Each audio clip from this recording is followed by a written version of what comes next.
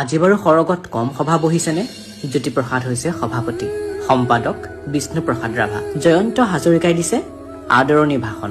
সৌৱা খগেন মহন্ত, অৰ্চনা মহন্তও আছে বহি নিৰলে।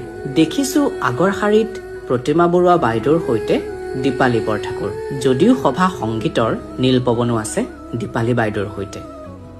ভিতালী বা আজি ভীষণ ব্যস্ত। জোনবাৰ দেশলৈ জুবিন আহিছে, সৰগ সজোৱাৰ দায়িত্ব আজি ভিতালী। অৱশ্যে সহায় কৰিবলৈ লগত আছে গায়ত্ৰীও। ভগ্নী জংকীৰ চকু আজি চলচলীয়া। এই দিনটোৰ বাবেই যেন ৰৈ আছিল তাই। দাদা আহিব, হেঁপাহ পলোৱাই মনৰ কথা পাতিব। এচুকত বহি জুবিন দালৈ চাই আছে ৰাজীৱ সতীয়াই। মুঠতে অসমৰ সৰগৰ ভৱনত আজি বিশাল সভা। এয়া মঞ্চতে ভূপেন মামাই জুবিনক আলিংগন কৰিছে। জ্যোতি বিষ্ণুক হেঁপাহ পলোৱাই কৈছে জুবিনৰ কথা। জুবিন কোন, জুবিন কিয় আৰু জুবিন কি?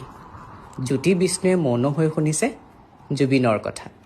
সভাৰ মাজতে সভাপতি জ্যোতি ককাইদেউ থিয় হৈ উঠিল। কোনেও ধৰিব পৰা নাই কি হ'ল জ্যোতিপ্ৰসাদৰ।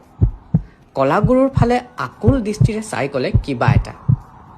সকলো বুজি এইবাৰ বিষ্ণু ৰাভাই এক প্ৰকাৰৰ কাঢ়া নিৰ্দেশে দিলে জুবিন দাক। আজি সভাত বেলেগ গীত নহ'ব, কেৱল মায়াবিনী চলিব।